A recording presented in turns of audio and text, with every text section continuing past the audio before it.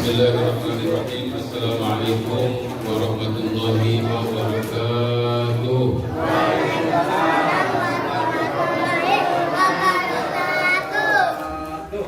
Alhamdulillah, alhamdulillahi rabbil alamin. Wa bihi nasta'in ala umuri dunya waddin. Wassalatu wassalamu ala asyrafil mursalin sayyidina wa maulana Muhammadin wa ala alihi wa ashabihi wa man tabi'ahu bi ihsanin ila yaumiddin. Amma ba'du, fa ya ibadallah, usikum wa iyaya bitaqwallah fazal muttaqun. Hadratul mukarramin, bapak-bapak, ibu-ibu, saudara-saudara pengajian Remaniko yang berbahagia. Alhamdulillah malam ini kita bisa hadir bersama mengikuti pengajian Remaniko edisi yang ke-165. Pada malam ini kita akan membahas tafsir surat Wal Asri. Sebelumnya sama-sama kita membaca doa seperti biasa. Bismillahirrahmanirrahim. Bismillahirrahmanirrahim. Raditu billahi robba. Raditu billahi robba. Wabil islami dina. Wabil islami dina. Wabi Muhammadin nabiyya wa rasulah. Wabi Muhammadin nabiyya wa rasulah. Rabbi zidni ilman. Rabbi zidni ilman. Warzuqni fahma. Warzuqni fahma. Allahumma inni as'aluka ilman nafi'a wa rizqan thayyiba wa amalan mutaqabbala. Allahumma nawwir qalbi binuri hidayatika kama nawwartal arda binuri syamsika abadan abada birahmatika arhamar rahimin.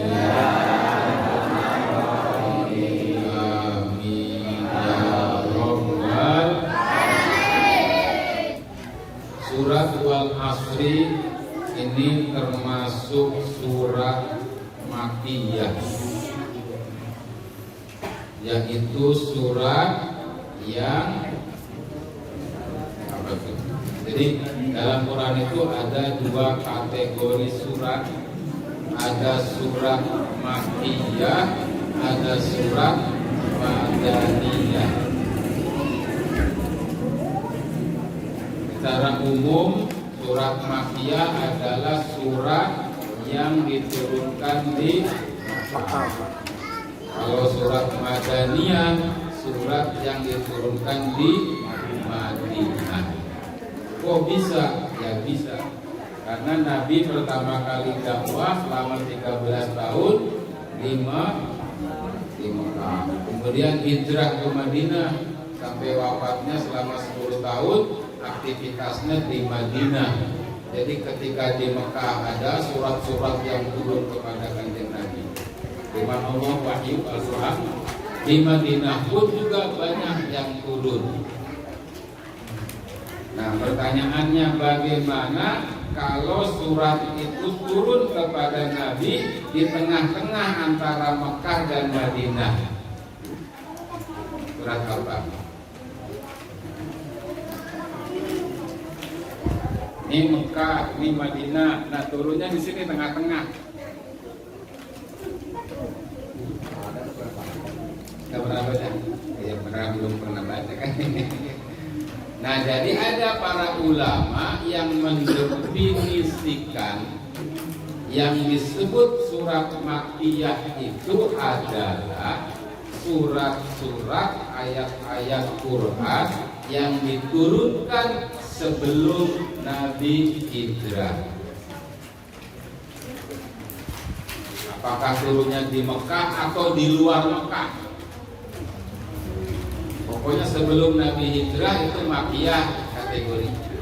Nah kalau Madaniyah yaitu surat atau ayat yang diturunkan kepada Kanjeng Nabi Muhammad setelah beliau hijrah ke Madinah, walaupun turunnya di Mekah.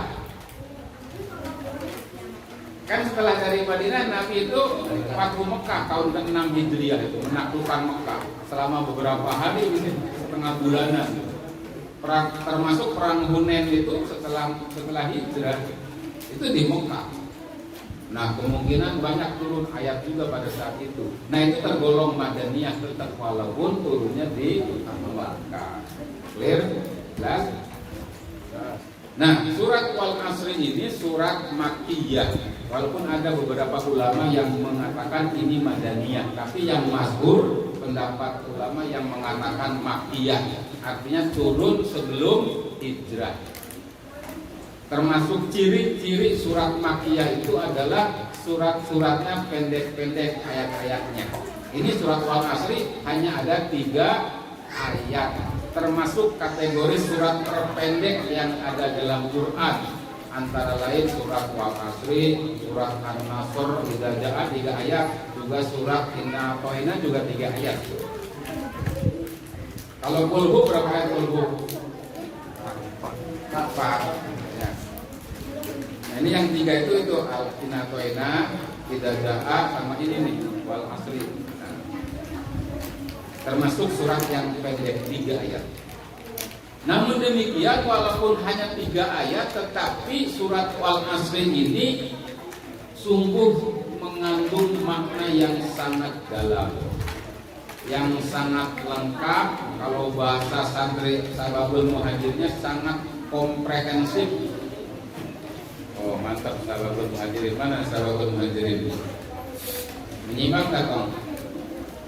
Menyimak.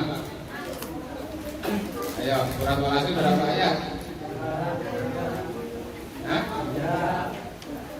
Apa nanti kalau ditanya nggak bisa jawab, keluar. Dirinya nggak fokus. Komprehensif, menyeluruh, sempurna. Walaupun 3 ayat, tapi mencakup semua hal. Nah, oleh karena itu, ya di dalam kitab Ad-Durrul Mansur karangan Imam As-Suyuti beliau menuturkan kalau ada 2 orang sahabat bertemu ngobrol, kemudian setelah itu mau berpisah, mau udahan. Nah salah satunya akan membacakan surat Wal Asri sampai tamat. Setelah itu baru mengucapkan salam, baru berpisah. Kenapa? Untuk mengingatkan diri masing-masing tentang pentingnya waktu. Karena kan Wal Asri ini membicarakan masalah waktu ya. Wal Asri itu demi waktu, demi masa. Imam Syafi'i ya, dikutip oleh Imam Ibnu Katsir di dalam kitab tafsir beliau menuturkan kalimat atau makalah dari Imam Syafi'i. Kata Imam Syafi'i, "Lau tadabbarun nasu hadhihi surata lakafathum." Andai kata manusia itu betul-betul merenungkan, mentadaburi surat ini, hanya surat Wal Asri ini gitu, lakafathum, maka itu cukup bagi mereka. Dalam beberapa perkataan yang lain, Imam Syafi'i mengatakan kalau Allah itu hanya menurunkan surat ini, itu sudah cukup. Kenapa? Saking munalnya apa ya bahasa Indonesia? Padat, ya, saking padatnya makna surat Wal Asri.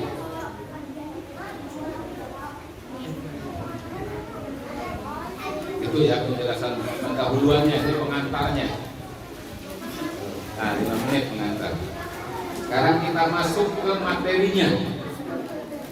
Silakan yang bawa Quran dibuka Qurannya. Qurannya yang di HP, di gadget dibuka surat Al-Asri, surat nomor 103. Surat nomor 103. Kan jumlah surat dalam Quran itu ada 114. Nah, ini yang ke 103-nya. Kita baca bareng.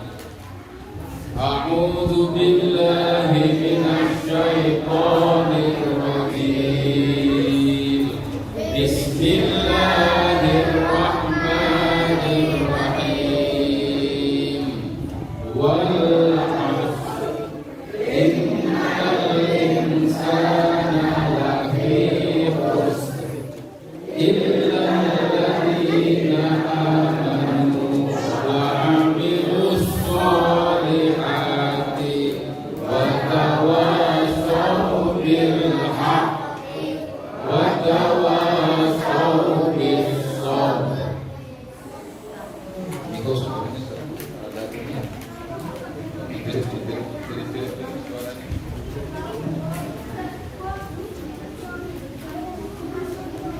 Hafal semua insya Allah surat ini ya.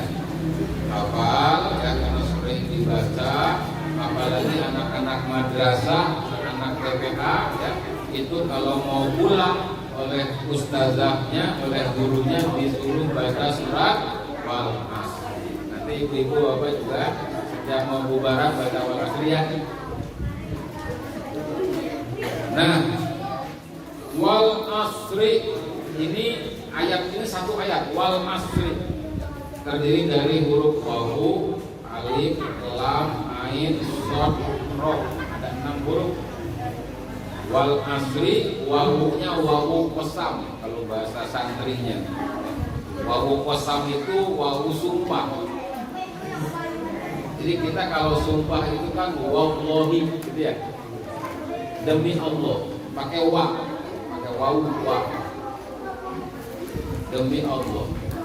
Atau billahi, sumpah itu bisa dengan wallahi atau billahi atau tallahi. Ada tiga cara mengucapkan sumpah qasam. Nah, di dalam surat ini wawu ada qasamnya. Ada qasam itu artinya alat untuk sumpah, yaitu pakai wawu. Wal 'Asri. Ya, wal 'Asri. Nah, jadi ada qasamnya adalah wawu, muksambihnya, ini bahasa santrinya, muksambih itu artinya yang menjadi landasan sumpah. Itu adalah asr, waktu. Kalau wallahi, demi Allah, itu ada qasamnya wawu, muksambihnya Allah, yang dijadikan landasan sumpahnya Allah. Nah, kalau ini yang dijadikan landasan sumpahnya adalah al-asr, waktu. Nah, terus jawab qasamnya mana? Atau muksam alaihnya? Ini innal insana lafi khusr. Jadi demi masa, demi waktu, sesungguhnya manusia benar-benar berada dalam kerugian. Nah, itu muksam alaihnya atau isi sumpahnya. Jadi Allah bersumpah. Ini kan Al-Quran ini firman Allah, ya kan? Kalimat apa firman Allah? Allah bersumpah demi masa, kata Allah. Demi waktu, kata Allah.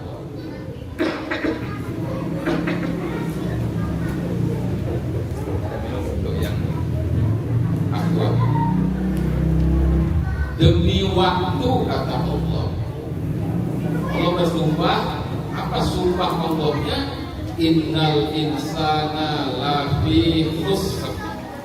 Sesungguhnya manusia semuanya itu lafi khusrin, benar-benar berada dalam kerugian. Ini perhatikan ya, dalam dari segi redaksional ayat ini.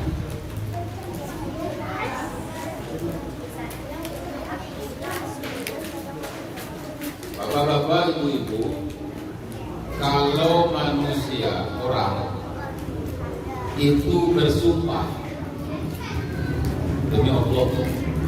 Itu artinya apa? Artinya bahwa perkataannya itu serius,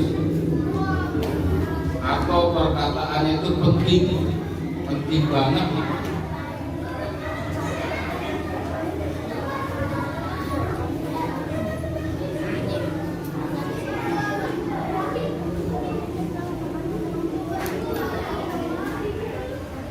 Kalau orang mau menyampaikan sesuatu yang penting dan berharap akan didengar oleh orang yang lain, maka dia perlu bersumpah.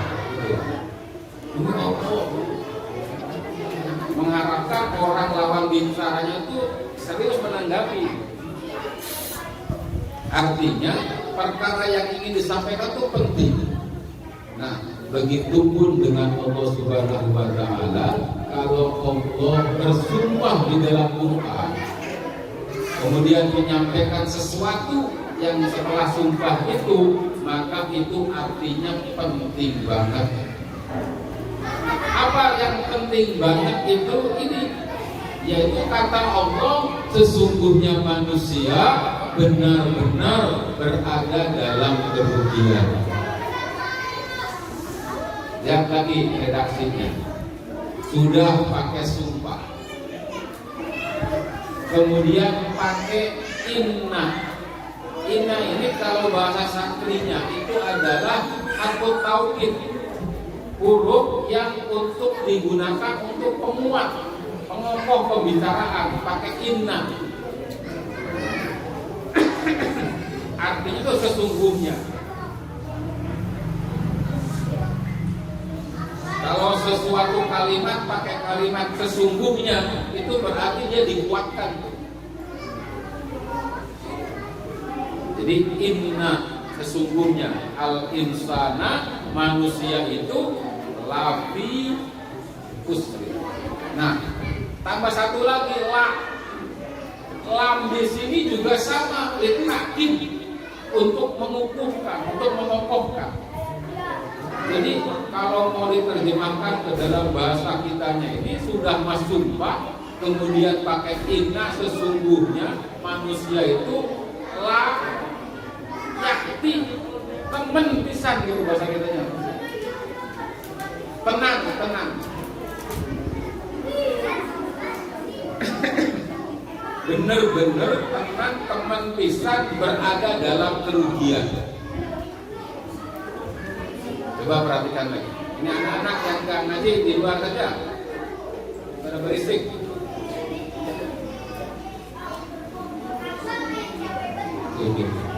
Coba tim keamanan mana? Mainnya sebelum jauh-jauh dikit sekolahan. Murahkan.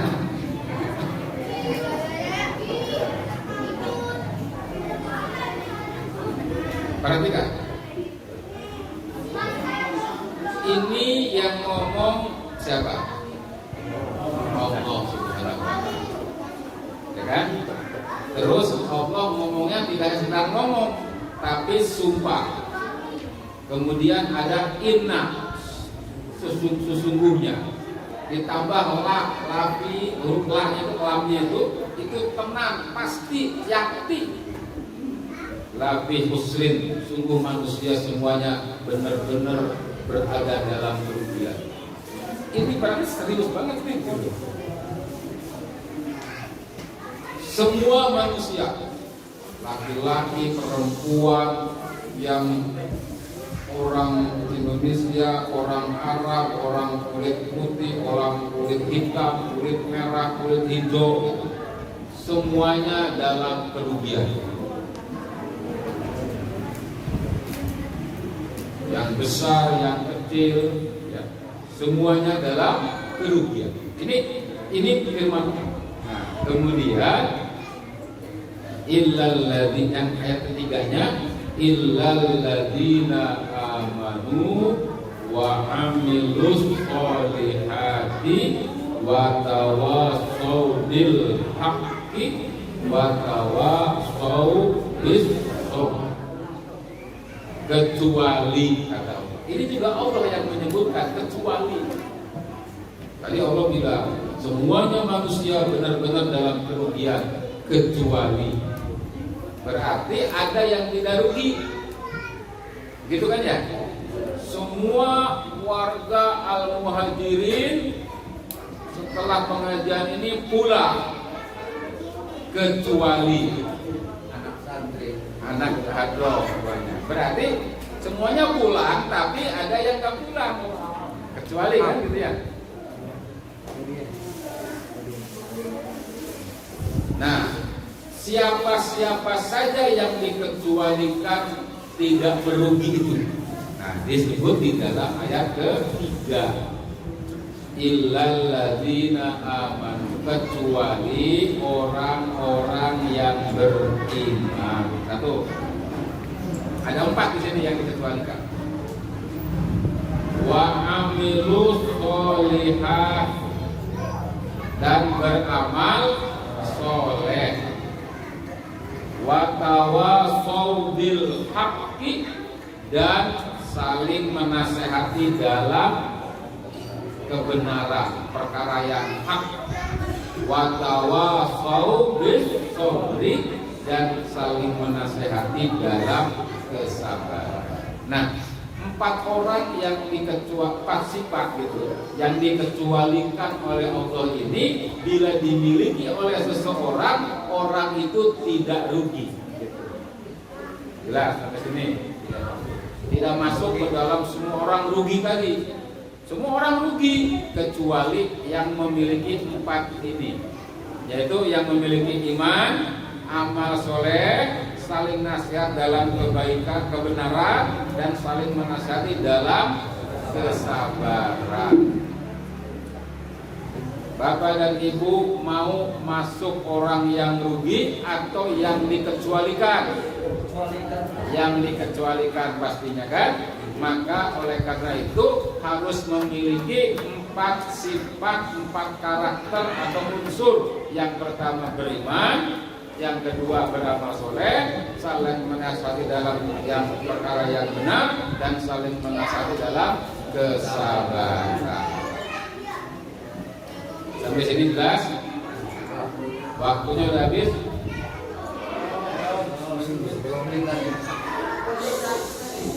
Masih lama ya. Ibu-ibu jangan ngantuk ya, mentang-mentang pakai masker ngantuk loh. Gaya banget pakai masker. Sekarang lagi trendy orang-orang di mana-mana pakai masker ya. Oh, pakai cadar. Dulu cadar nggak boleh kan ya? Oleh si ibu siapa itu? Busuk, oleh busuk tuh. Cadar itu kayak apa? Konde itu lebih indah daripada cadar. Nah sekarang orang tuh pakai cadar itu mana? Mantap. Nah sekarang kita lihat ya penjelasannya. Itu tadi pembahasan ayatnya. Sekarang tafsirnya, penjelasannya. Tafsir itu apa tafsir? Tafsir itu penjelasan artinya. Ya.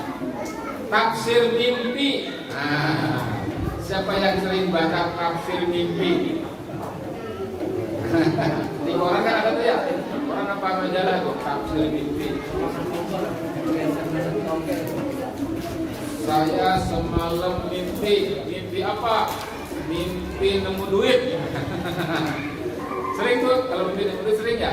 Korek ada duit. Ya. Korek tanah itu dapat duit tuh gitu. Mimpi sering. Besoknya gatel-gatel.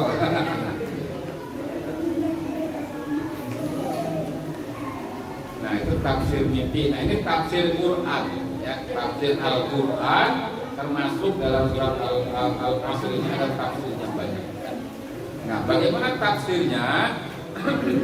Pertama wal asri ya, demi masa. Al-Asr itu masa, waktu. Ibu-ibu tahu waktu? Waktu tahu nggak waktu? Yang mana tuh waktu? Yang seperti apa coba waktu? Warnanya kayak apa? Kakinya ada 6. Pernah lihat waktu nggak?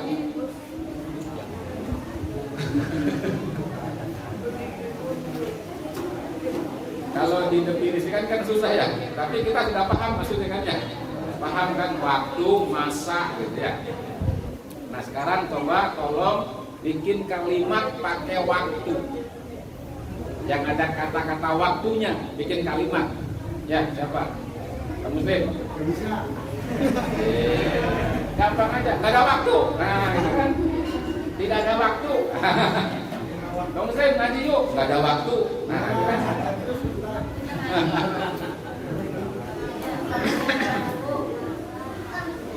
Ayo kita sama-sama memakmurkan masjid, sholat berjamaah dan pengajian. Aduh maaf Ustaz, nggak ada waktu. Jadi nggak ada waktu. Maksudnya apa kalau orang bilang nggak ada waktu? Waktu saya pergi ke pasar, ketemu tadi kuburan, gitu ya. Nah itu juga boleh waktu. Tapi waktu di situ maknanya apa? Ketika. Ya waktu saya berangkat ke pasar. Iya. Ketemu saya. Nah waktu di situ maknanya apa? Dalam kalimat itu. Ketika Ketika kan saat ya. Saat. Nah kalau tadi beda. Aduh nggak ada waktu. Nah itu apa waktu di situ maknanya? sibuk. Bukan saat kan itu mah. Tapi nggak ada waktu itu artinya tidak ada kesempatan akhirnya. Tidak ada peluang kesempatan. Nah jadi waktu itu beda-beda maknanya.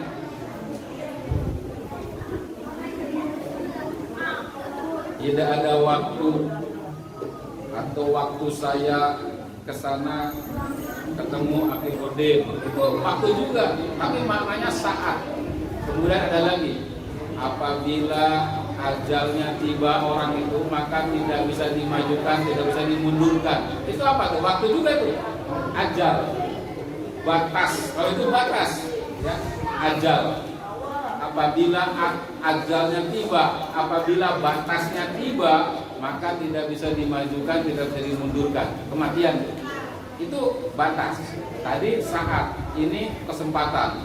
Tapi muaranya sama, waktu juga. Terus waktu asar, waktu duha, waktu malam, waktu siang itu maknanya apa?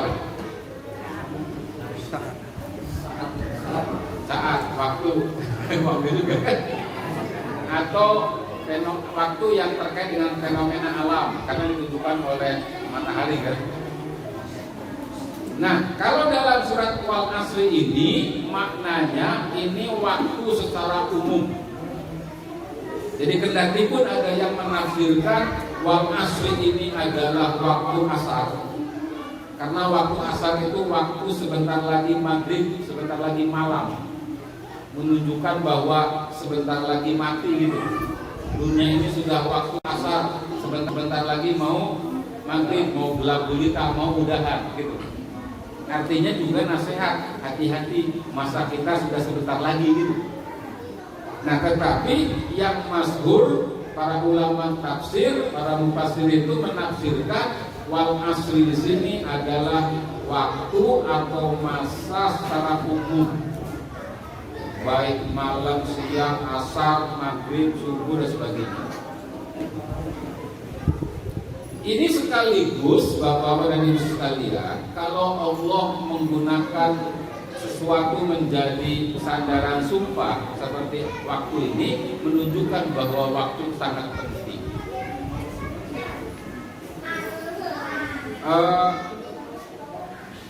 Ada hadis Rasulullah SAW dari Ibnu Abbas.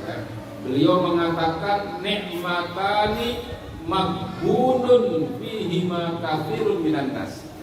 Ada dua nikmat yang kebanyakan manusia itu tertipu oleh dua nikmat ini. Yaitu apa? As-sihhatu, yang pertama sehat, wal faraghu, dan sempat. Ini nikmat dua-duanya nih, nikmat sehat, nikmat sempat kan kita sering katakan ya. Tetapi kata Nabi, dua nikmat ini seringkali manusia terpedaya atau tertipu, maksudnya tidak memanfaatkannya, gitu ya, untuk kesehatan dan kesempatan. Bapak Ibu hadir di sini di pengajian Remaniko itu karena salah satunya sehat dan sempat. Kalau sehat saja nggak sempat, nggak bisa kan ya? Maaf Ustaz, nggak ada waktu tadi, nggak ada kesempatan. Emang kenapa? Saya lagi pada proyek, padat ini proyek, lagi masakin orang-orang proyek tiap hari. Lagi ada proyek di Tebet, lembur terus. Jadi gak ada waktu buat ngaji gitu. Masya Allah ya. Yang kedua sehat. Sempatnya sempet, tapi gak sehat, gak juga datang ya. Gak bisa jalan. Kata si Aki tadi, Aki, Ustaz maaf gak bisa ikut ngaji. Kenapa? Ini kaki gak bisa kuat lama duduk. Kalau duduk gak kuat lama. Sempatnya sempet, waktunya banyak banget si Aki Solihin gitu ya. Aki Solihin, Aki kita itu, Aki Sakti itu. Ya, makanya dia banyak mengkritik kalian azan itu, banyak yang salah azannya. Hati-hati itu Aki Sakti dia. Sering kritik. Adanya asyhadu an la ilaha illallah. Asyhadu salah, harusnya asyhadu, haknya pendek. Ya. Nah itu dikritik sama Aki.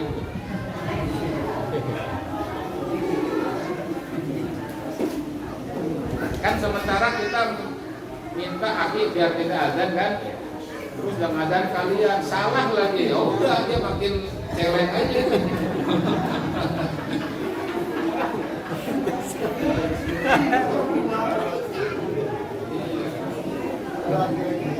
Saya bilang, anak-anak alhamdulillah adanya sudah bagus nadanya. Iya tapi lafaznya salah karena gitu. Gimana begitu? Malu-maluin Ustaz ente. Perhatikan ya. Nah, jadi ada dua nikmat yang kerap terlupakan, tidak dimanfaatkan, diabaikan, dianggap remeh oleh manusia kebanyakan, yaitu yang pertama sehat, yang kedua sempat. Ayo mumpung sehat, mumpung sempat, datangi majelis-majelis ilmu, ya kan? Pergunakan sehat dan sempat ini untuk menambah ilmu, menambah pahala, menambah ibadah. Insya Tambah satu dan apa tuh? sempat sehat butuh dia. Butuh mah bukan nikmat. Jadi nikmat kan pemberian dari Allah, yaitu sehat dan sempat. Kalau butuh mah dari kita. Ya, terus ada Umar Ibnu Aziz radhiyallahu anhu berkata, "Innal laila wan nahara ya'malani bika fa'mal fihima." Kata Umar bin Khattab, sesungguhnya malam dan siang itu selalu bekerja kepada kamu, selalu ngerjain kamu gitu. Maka kata Umar, fa'mal fihima, maka kalian harus beramal dalam dua keadaan itu, malam dan siang. Artinya kita jangan tergerus waktu gitu Pak. Kita yang harus menggerus waktu. Kata Hakim Nurdin, ini fenomenal sekali ucapannya dari dulu sampai sekarang masih ingat saya. Kita tidak boleh diatur waktu, tapi kita harus mengatur waktu. Jadi waktu yang harus diatur sama kita. Jangan kita yang diatur waktu. Kalau kita diatur waktu tadi, nggak ada waktu dulu. Saya kok menunjukkan ke dia mulu ya, kenapa ya? Beda deh. Kode. Di sini muslim lagi saya. Itu kode keras. Ke teman-temannya maksudnya, teman-temannya dia. Lu udah pernah ya?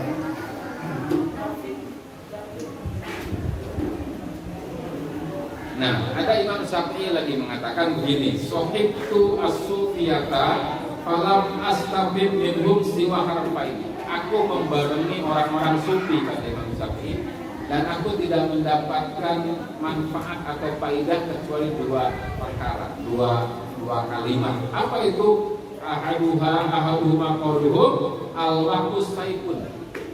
Orang-orang sufi itu pernah mengatakan bahwa waktu itu ibarat pedang, ibarat golok pedang. Wa in qata'tahu, maka pedang itu akan bermanfaat apabila kalian menggunakannya, memanfaatkannya untuk memotong. Wa illa qata'aka, kalau tidak maka pedang itu akan membunuhmu. Artinya waktu itu kalau kita manfaatkan dengan baik maka sukses kita. Tapi kalau tidak kita manfaatkan dengan baik maka waktu yang akan membunuh kita. Semuanya akan mati oleh waktu. Ketika ajalnya sampai, waktunya sampai mati. Nah, maka ada juga mengatakan hidup di dunia ini ya hanya masalah waktu, betul kan? Betul kan? Hanya masalah waktu saja. Kalau waktunya sudah sampai ya sudah, tidak hidup lagi di dunia ini.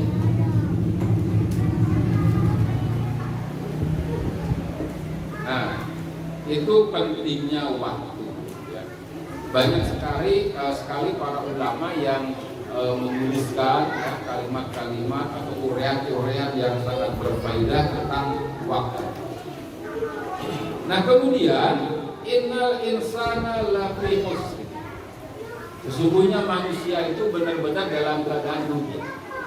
Belum. Kalau udah kasih tahu ya. Kalau waktunya sudah sampai kasih tahu ya. Ini kan masalah waktu sendiri. Sampai jam berapa kita tuh? Sampai jam 10. Kalau sampai jam 11 siap nggak? Jam ngangguran, Ustaz. Ada waktu ada? Sampai jam 10 seperti biasa. Rugi. Kata-kata rugi itu paham ya, rugi itu? Yang seperti apa coba kalau rugi itu? Iya, rugi itu kan lawannya untung. Nah, orang yang rugi itu kira-kira gimana tuh penjelasannya? Korupsi, Ustaz. Rugi nggak belajar membuang-buang waktu jadi kan? Rugi itu kalau yang paling gampang kan ketika dicontohkannya pedagang ya. Dagang modal 1 juta. Nah, kemudian dapatnya 1 juta lagi, itu rugi apa enggak? Ya, tapi kan rugi kan? Rugi. Hanya balik waktu, balik modal gitu. Tenaga, kan, waktu, capek, rugi deh. Tapi kalau modal 1 juta, kemudian dia baliknya dapat 1,5 juta itu untung, lumayan gitu ya. Nah sekarang modal 1 juta, baliknya 500.000. Nombok ya, nombok tuh 500.000 nombok. Nah sekarang modal 1 juta habis. Tekor, ya kan? Nggak ada apa-apa gitu, tekor, ya. Tapi jangan sampai kata orang Bogor, biar tekor asal sohor. Orang Bogor, mana orang Bogor mana?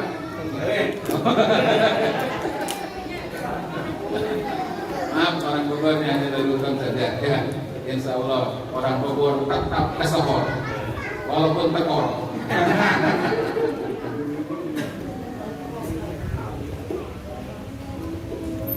Nah, waktu itu, waktu yang diberikan oleh Allah Subhanahu wa Ta'ala kepada manusia, kepada kita, itu ibarat modal. Ibarat modal. Waktu yang Allah berikan kepada kita apa? Umur, usia. Orang berdagang di pasar nih, ada ribuan orang dagang. Itu modalnya kan beda-beda ya. Ada yang modal 1 miliar, ada yang 0,5 miliar, ada 100 juta, ada yang modalnya hanya 50.000, dia dagang kampung aja 30.000. Modal beda-beda. Sama dengan manusia, Allah berikan modal yang berbeda-beda buat manusia. Betul tidak? Ada yang umurnya sampai 70, kan mulai 70 tahun tuh. Ada yang hanya 40 tahun, ada yang 20 tahun. Itu mah terserah Allah ya, memberikan waktu, usia atau ajal itu. Nah, intinya semua manusia harus menyadari bahwa umur atau usia yang Allah berikan kepada kita yang itu berupa ajal atau waktu itu ibarat modal. Dan semua modal yang Allah berikan kepada manusia berupa ajal akan habis semuanya. Kenapa? Karena akan sampai pada waktunya, pada ajalnya dan mati. Umurnya habis.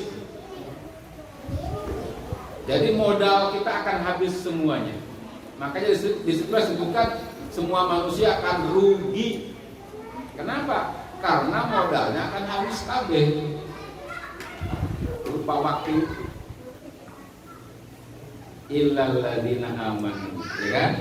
Nah, kecuali orang-orang yang beriman, beramal soleh, saling menasihati dalam perkara hak dan saling menasihati dalam kesabaran.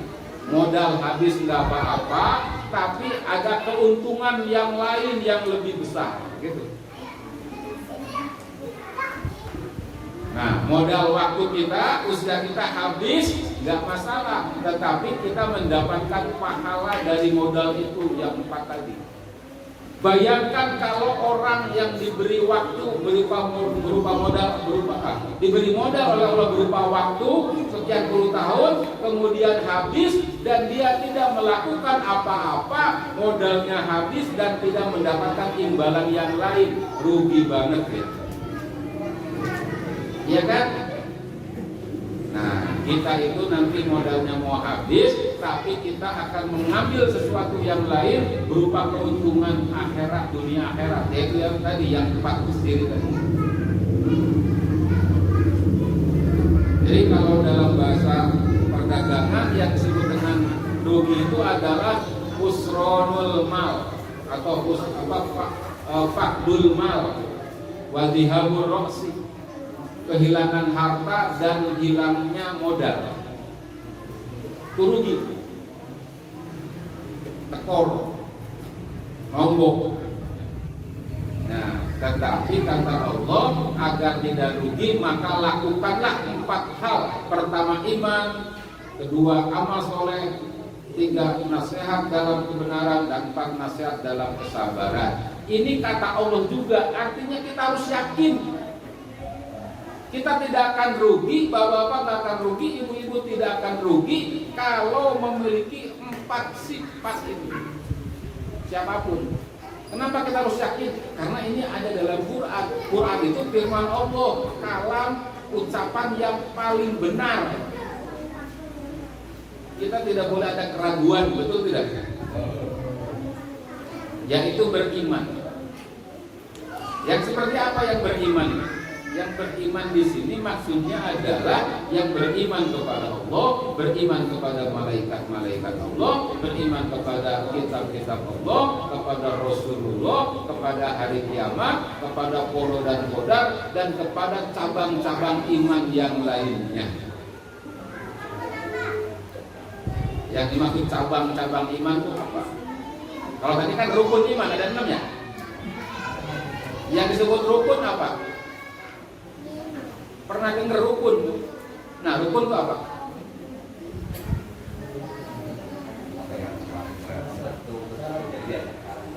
Coba Bang, bikin kalimat dengan memakai kata rukun. Ya, boleh. Bahasa Aceh boleh?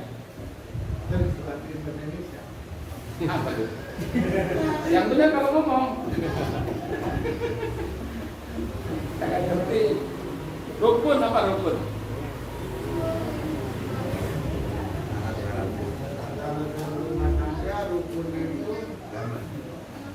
Bukan. Ini rukun Islam, rukun iman, rukun Islam maksudnya pilar. Ini pilar. Ya. Rukun itu pilar, pilar pokok. Yang pokok atau pilar itu rukun. Bukan kita hidup rukun, bukan gitu maksudnya. Nah, rukun iman ada 6. Lihat. Tapi kita tidak boleh memahami bahwa yang harus diimani itu hanya 6. Karena ini hanya rukun saja, hanya pilarnya. Ada cabang-cabangnya. Pokoknya ada itu. Ada cabangnya. Contoh gini,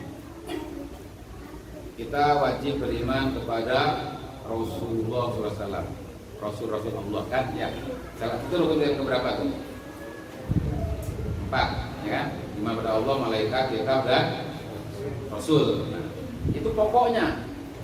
Cabangnya yang mana? Cabangnya contohnya gini, Nabi Muhammad itu adalah Nabi terakhir. Ya. Nah, kita juga harus iman bahwa Nabi Muhammad itu Nabi terakhir. Artinya nggak boleh ada Nabi yang setelah Nabi Muhammad. Nah, ini cabangnya. Cabang yang masuk ke rukunnya Rasul tadi. Iman kepada hari kiamat itu pokoknya. Cabang-cabangnya yang mana?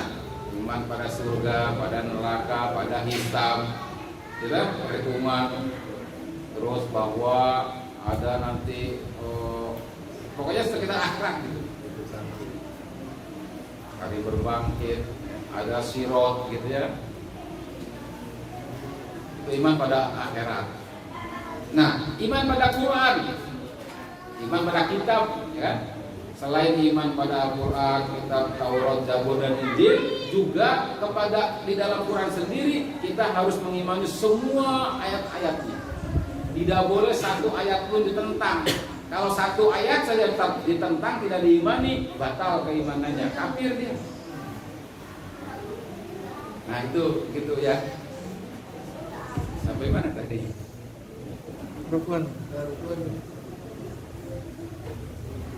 Rukun. Ya, jadi ilal lagi nyerangin iman kan, kan? Yang selamat itu, yang tidak rugi itu pertama orang yang beriman kepada rukun iman dan kepada cabang-cabangnya dan kepada semua yang wajib diimani. Kecuali kalau di dalam ayat tertentu itu disebutkan iman kepada Allah gitu, maka di situ ya udah berarti iman kepada Allah saja. Kalimat iman di situ hanya tertuju iman kepada Allah. Tetapi kalau hanya disebut iman saja, seperti illal ladzina amanu, yaitu orang-orang yang beriman, tidak disebutkan kepada siapanya gitu ya. Nah ini artinya imannya itu kepada semua yang wajib diimani. Yang pertama, artinya orang mukmin benar-benar mukmin. Artinya kalau orang itu kafir, rugi dia. Ya kan? Karena syarat nomor satunya tidak terpenuhi, dia kafir, rugi dia. Walaupun di dunianya banyak hartanya, kaya raya banget, tetapi kalau dia tidak beriman, dipastikan rugi. Ya. Husrin. Ini kata Allah. Jadi jangan silau oleh harta ya. Belum tentu orang banyak harta itu bahagia. Tapi kalau orang sengsara pasti sengsara. Jangan pasti bahagia, masa orang miskin bahagia. Orang miskin pasti sengsara. Jadi itu kalimatnya bagus ya. Orang kaya itu belum tentu bahagia. Tapi kalau orang miskin sudah pasti sengsara. Jangan bahagia. Mana ada orang yang miskin bahagia? Bahagianya nanti di akhirat. Kenapa? Karena hisabnya sedikit. Ya kan? Orang kaya raya yang hartanya banyak, dihisabnya pertanyaan Allahnya lama banget. Setiap rupiahnya ditanyain, kamu punya motor dari mana asalnya? Gitu kan. Punya mobil, rumah, iya, rumah yang di Cipulir, gini. Ditanya lagi rumah yang di kampung. Wah, dan selesai itu hisab. Kenapa? Karena kaya banyak, kaya raya, banyak hartanya. Jadi lama pertanyaannya. Nah kalau kita yang miskin, alhamdulillah sebentar. Kenapa? Karena nggak punya apa-apa. Gitu. Jadi mau miskin apa kaya? Kaya.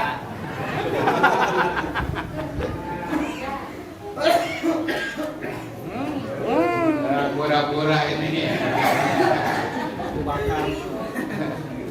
Ini pura-pura nih, kayaknya begini nih apa modus ya. Ini kaya lah, bukan bisa bisnis. Kan orang kaya belum tentu bahagia, Bang. Tapi orang miskin sudah pasti. Bisa. Kayaknya, tapi kan untuk bahagia. Tapi di akhirat orang kaya itu hisabnya jelimet lama. Banyak bersedekah di rumah bumi. Jadi Nabi itu, siapa ya, sahabat itu ada yang bertanya, Ali bin Abi Thalib, ya, kalau hisab seperti apa sih gambarannya hisab itu? Nah kemudian disuruh coba kamu buka sendal, dibuka sendalnya, kemudian kamu duduk tuh di atas pasir yang sedang terik matahari, berdiri gitu kan, tanpa alas kaki, coba berdiri, udah pertama sih anteng, udah 5 menit goyang-goyang, kenapa? Panas. Oh kalau 1 jam so bagaimana ceritanya? Nah seperti itulah hisab itu. Makin lama akan makin panas, makin tersiksa gitu. Tapi kalau sebentar, ya sebentar, bisa saja nggak terasa nih. Makanya orang miskin itu dihisabnya sebentar, orang kaya dihisabnya lama banget. Jadi mau jadi orang kaya, orang miskin. Kaya.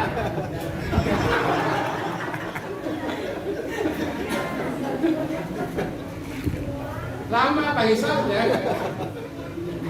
Hisabnya lama banget.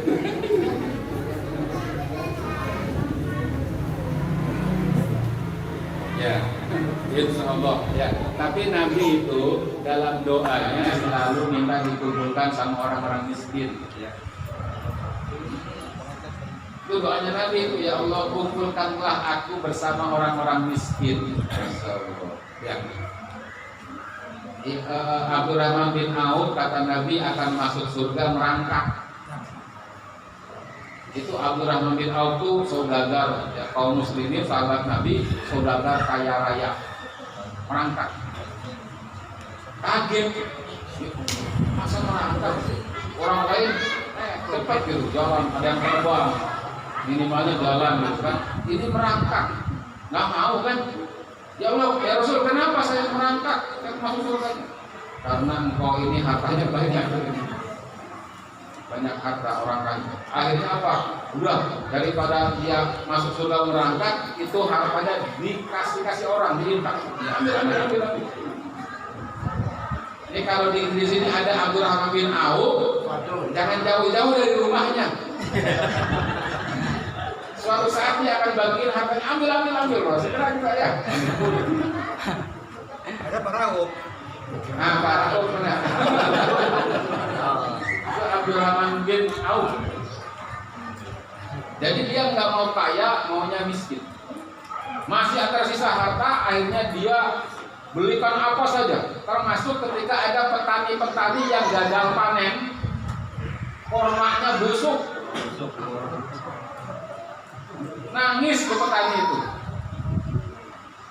nggak tahu karena orang apa hujan mulu, jadi kormanya buat busuk, nggak laku dijual. Datang Abdurrahman bin Auf, saya beli yang busuk ini.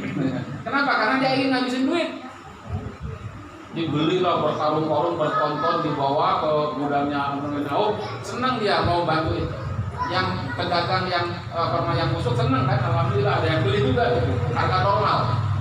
Abdurrahman bin Auf juga senang, kenapa? Karena dia bisa mengurangi hartanya. Seminggu kemudian ada kafilah dari negeri Sam atau dari negeri Yaman, dia sedang cari korma busuk, mau dibeli 10 kali lipat buat obat. Ada virus corona di rumahnya, di kampungnya. Kata orang itu, Kiai Ustaz Abdurrahman bin Auf dengan yang punya korma busuk kemarin baru borong dia, didatangin, dibeli 10 kali lipat itu. Jadi mau miskin kagak jadi miskin. Nggak bisa miskin tuh dia orang. Nggak bisa miskin. Kalau kita nggak bisa kaya. Kalau dia nggak bisa, Masya Allah, mending jadi orang kaya, miskin. Kaya. Ya apa sih kaya? Nah, sampai di mana lagi jelasin apa tadi? Ini kaya apa miskin? Tambahannya, temanya tuh iman terus. Masih iman ya? Masih iman kepada apa? lagi jelasin apa tadi? Surga ya, lagi jelasin surga, neraka, amal akhirat. Nah yang ibu ngeliatin jam mulu ya? Bukan ibu ngeliatin jam mulu ya? Suka tahu sih itu jamnya. Nanti kamu bedain ke sana biar ibu nggak ngeliat jam mulu. Kan udah kasih 2. Nanti gini kalau pas pengajian memang kok dibikin lambat aja jamnya, sedikit lambat gitu. Yang kedua, orang selain harus beriman, dia harus beramal soleh. Iman aja nggak cukup, mengaku saya beriman kepada Allah, misalkan pada malaikat, pada kitab, rasul, kiamat dan kodok-kodok beriman, tapi tidak melaksanakan, tidak mengimplementasikan keimanannya, itu nggak cukup. Kalau iman itu kan urusan hati ya, Pak. Iman itu urusan hati, urusan kolbu. Ya. Jadi tasdikul jazib, pembenaran yang sifatnya pasti, al-muqabiq lil waqi, yang bersesuaian dengan fakta, andalil dengan dalil. Itu iman. 100%, nggak boleh kurang. Kalau kurang dari 100%, batal imannya. Jadi harus benar 100% gitu iman jazim itu. Nah kalau amal soleh itu alamat hubungannya dengan pekerjaan. Kalau iman itu pembenaran, keyakinan. Kalau amal soleh pekerjaan, baik pekerjaan hati, ya kan? Maupun pekerjaan lisan, maupun pekerjaan perbuatan anggota tubuh. Contohnya di dalam sholat itu ada niat kan? Ini pekerjaan apa nih? Pekerjaan hati. Tapi itu bukan iman gitu. Itu amal. Yang kedua ada pekerjaan lisan. Sholat itu baca Al-Fatihah itu urusan lisan. Kemudian berdiri, rukuk, sujud. Nah itu perbuatan anggota badan. Nah itu perbuatan amal. Jadi kalau iman itu pembenaran dari hati, kalau amal perbuatan manusia, baik perbuatan hati, perbuatan lisan maupun perbuatan anggota badan. Nah, syarat yang kedua orang yang tidak rugi itu selain beriman adalah beramal soleh. Apa itu amal soleh? Amal soleh adalah amal-amal yang diperintah oleh Allah Subhanahu wa Ta'ala, baik secara langsung di dalam Al-Quran maupun lewat sabda Rasulullah SAW. Hadis menjauhi semua larangan-larangan Allah Subhanahu wa Ta'ala.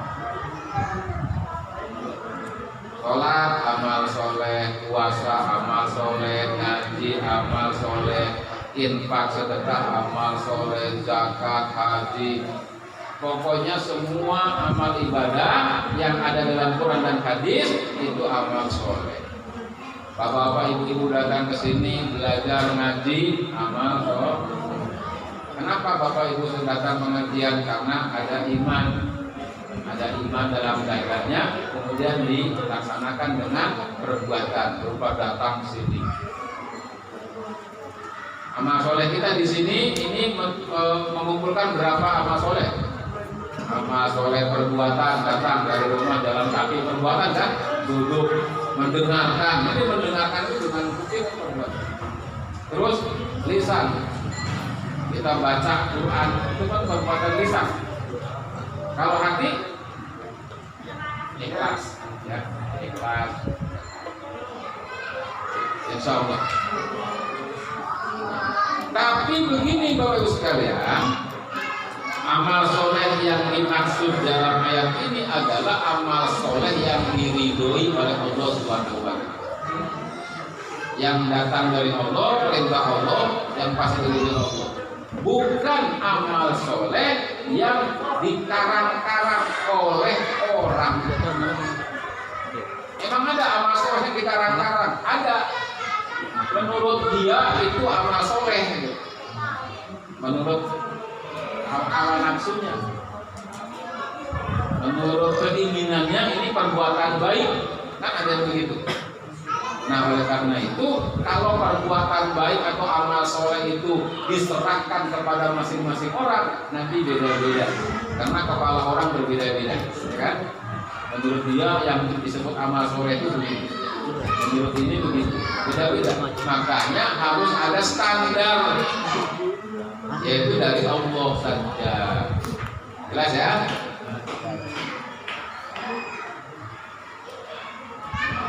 Dua tema lagi, ya, dua poin lagi saya sebut. Yang ketiga,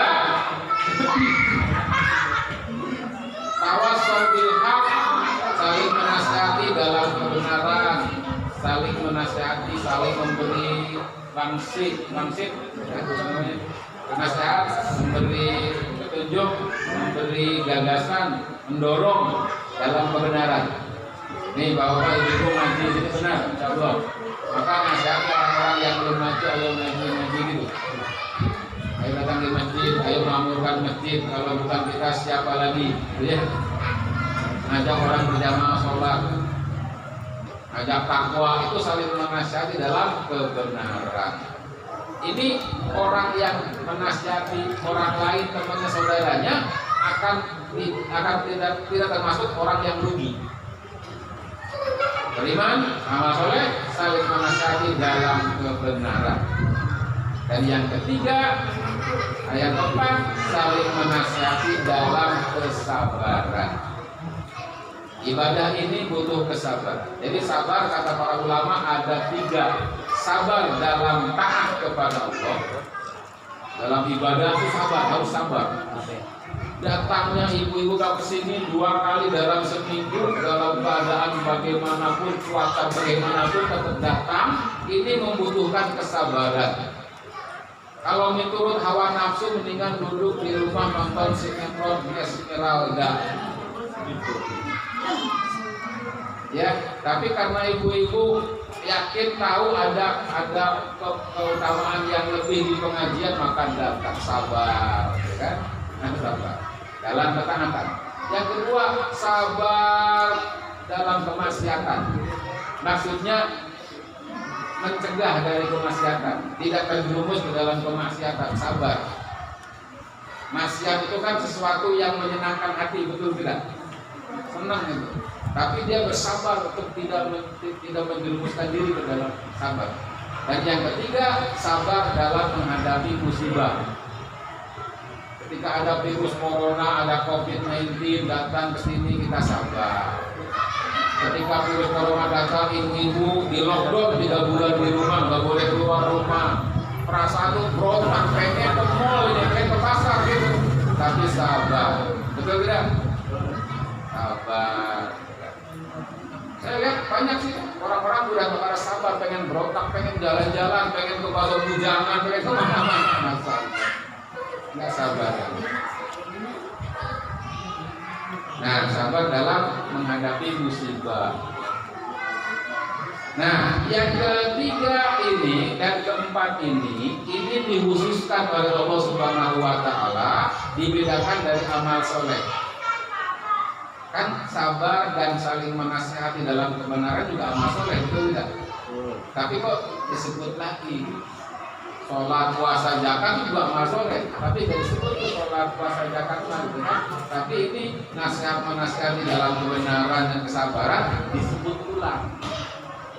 Ini menunjukkan pentingnya mendakwahkan kebenaran kepada sesama dan pentingnya kesabaran dalam mendakwahkan kebenaran. Karena kalau mendakwahkan kebenaran itu resikonya rada-rada berat, harus ada kesabaran yang ekstra. Nah ini dakwah. Nanti episode ke depan kita akan bicara dakwah. Siap? Siap. Alhamdulillah. Bapak Ibu yang dirahmati Allah Taala, demikian kajian kita pada malam hari ini.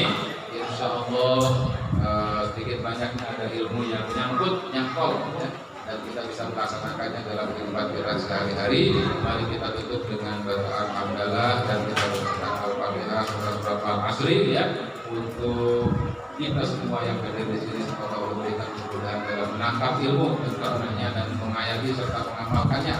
Saudara-saudara kita, keluarga kita semoga diberikan kesehatan walafiat, diberikan rezeki yang banyak dan berkah, dijadikan hamba-hambanya yang soleh dan solehah, yang menyampaikan konsumsi, yang menyampaikan tausiah pada malam ini, yang menyampaikan pengajaran Qurannya, yang belajarnya, semoga Allah berikan pahala yang sebesar-besarnya.